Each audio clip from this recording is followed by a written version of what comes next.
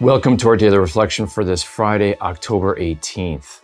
And today's the feast of St. Luke, the Evangelist, who wrote the Gospel of Luke. And Luke was known as the good and glorious physician in one of Paul's letters. And today we have his letter to 2 Timothy, and he mentions that Luke is faithful. When many others have deserted Paul, Luke alone stands with Paul while he's arrested and imprisoned, and probably this is Paul's last imprisonment, will he be doomed to die.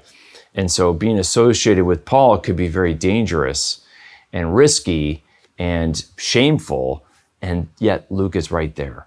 And what I love is Luke, because he was a physician, and we know from his writing in the Gospel of Luke that he was well educated. And he was Greek, not a Jew, and he was a physician, so well educated. And yet Luke is willing to give up his, comfortable upper class life, his wealth. He gives it all away. He follows Paul as a disciple and a follower of Jesus Christ. And Luke is known for his loyalty and his fidelity, and of course, the beautiful gospel he has.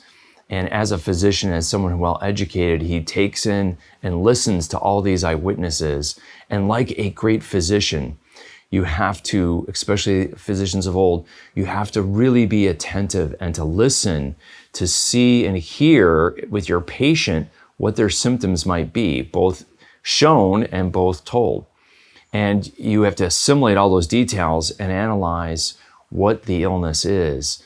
And you can see how Paul takes those careful skills of being a physician and he kind of becomes a spiritual physician. He listens attentively to the different witnesses and writes in such a beautiful and elegant way in his gospel about the good news of Jesus Christ. And the gospel today is Jesus sending out the 70 to proclaim the good news. And Luke did that such a beautiful way with his gospel. And one last thing I want to say about Paul's letter to Timothy in 2 Timothy here. He lauds Luke for being faithful. Luke alone is with me. And then Paul recounts that at his first offense, no one appeared on his behalf. And he was even alone, but even before Luke came. And everyone deserted me. But he said, but the Lord stood with me. And that's a word of consolation for us. If you feel abandoned, if you feel alone, that no one can really understand your plight and your problems, realize that we're never alone. And this is what Paul right now demonstrates and shows forth, that even if we are abandoned and we don't have a Luke to stand with us at a particular moment in our life, we're never really alone. The Lord stood by Paul right there, even though Paul couldn't see him.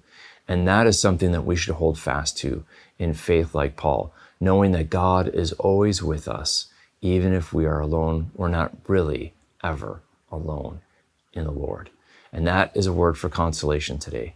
And I ask you today, as we're doing our final editing on the Gospel of Luke that we are translating here at the Augustine Institute, pray for us as we look to publish the Gospel of Luke and the Gospel of John soon in our new translation work, the Catholic Standard Version. And pray for us, and thank you, and God bless you.